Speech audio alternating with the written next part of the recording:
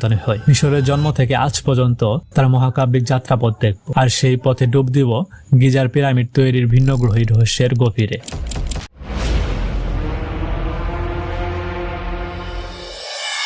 খ্রিস্টপূর্ব প্রায় ৬০০০ অব্দ থেকেই নীল নদের তীরে ছোট ছোট জনবসতি গড়ে উঠতে শুরু করে। নীল নদের নিয়মিত বন্যায় পলিমাটিতে জমে উর্বর ভূমি তৈরি হতো, যা কৃষিকে সমৃদ্ধ করে তুলেছিল। এই কৃষি নির্ভর জীবনযাত্রায় হাজার হাজার মানুষকে একত্রিত করে এক শক্তিশালী কেন্দ্রীয় শাসন ব্যবস্থার জন্ম দেয়। খ্রিস্টপূর্ব ৩২০০ অব্দের দিকে রাজা মেনেসের মতো শক্তিশালী শাসকরাও উচ্চ ও নিম্ন মিশরকে একত্রিত করে এক মহান সাম্রাজ্যের সূচনা করেন।